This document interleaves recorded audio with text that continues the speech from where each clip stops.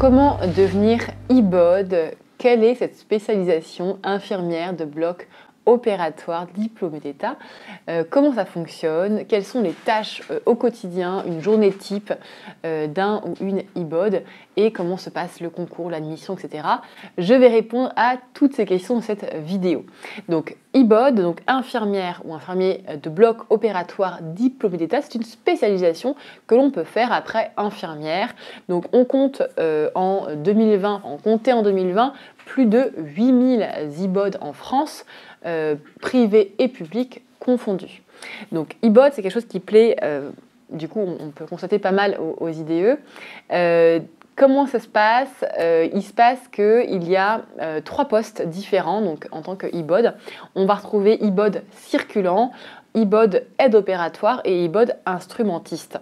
Donc 3 postes différents, mais qu'on ne trouve pas forcément toujours dans toutes les structures. Donc en fonction de si tu es dans le privé, dans le public, tu peux ne pas avoir les 3 postes à chaque fois en systématique. Donc ça, en fonction de ce que tu aimes bien, il faudra que tu te renseignes en amont pour savoir si la structure dans laquelle tu postules va être intéressante pour toi. Alors, comment devenir IBOD? Donc, comment est-ce qu'on fait pour devenir IBOD? Eh bien, il y a 2 façons de devenir IBOD. Donc, soit on rentre en école d'IBOD, tout simplement, soit on va faire une VAE, donc une validation des acquis de l'expérience. Donc, par rapport déjà au, on va dire, un cursus classique, rentrer en école d'IBOD, comment ça se passe? C'est une école qui se prépare en 2 ans, donc 2 années. Il y a un concours pour être admis ou être admise, qui se fait en 2 étapes. Il y a évidemment l'écrit, puis si on est admis, si on est admissible, il y a l'oral, et ensuite, si on est pris, on peut rentrer donc en école. Donc 2 années d'études pour un grade master, donc c'est tout récent.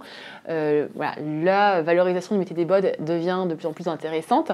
Ce qu'il faut préciser aussi, c'est que maintenant, on n'a plus besoin, avant il fallait 2 années d'expérience, maintenant on n'a plus besoin d'avoir de l'expérience, d'avoir déjà exercé en tant qu'IDE, on peut postuler directement après le diplôme, donc on peut même postuler si on est en 3e année et qu'on veut enchaîner directement en école d'IBOD.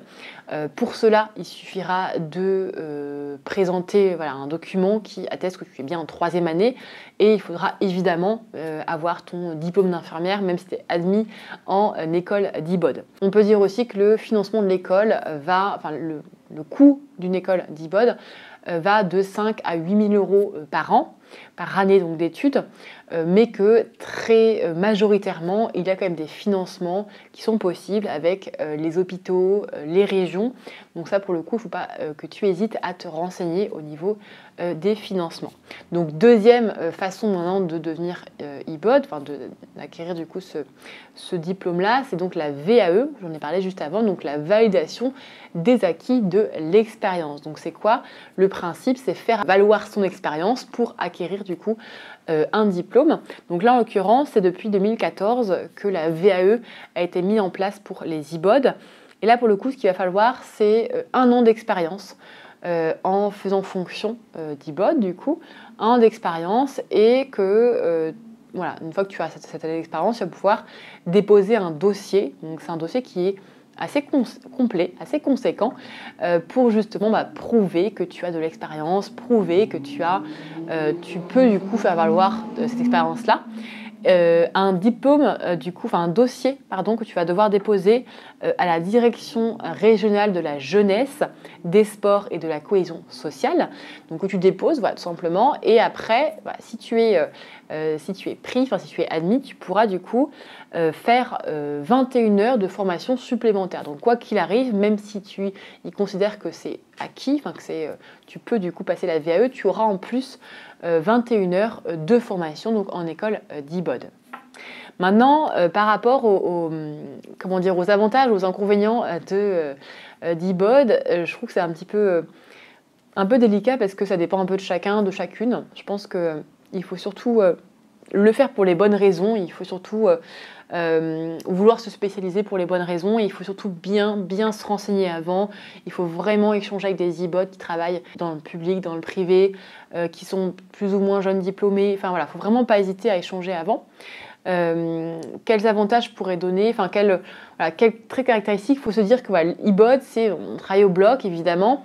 Le bloc, voilà, peut-être que tu en as déjà entendu parler, c'est vrai que c'est un monde un peu à part, enfin, on dit souvent que c'est un monde à part, le monde du bloc, et c'est un milieu dans lequel on travaille en équipe et surtout en grosse équipe. Il ne faut pas avoir peur qu'il y ait du monde, on n'est pas juste comme dans certains services en binôme IDEAS, là c'est vraiment une grosse équipe avec les médecins, les anestes, les manip radio, les brancardiers, voilà, toutes les personnes qui travaillent justement dans le bloc.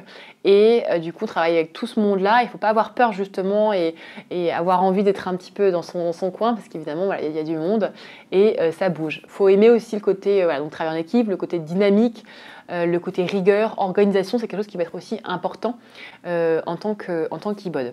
Maintenant, ce que j'ai envie de te partager, c'est une journée type d'un ou une e-bod. Qu'est-ce qu'on fait comme activité, quand on est e-bod, comme tâche, comme mission.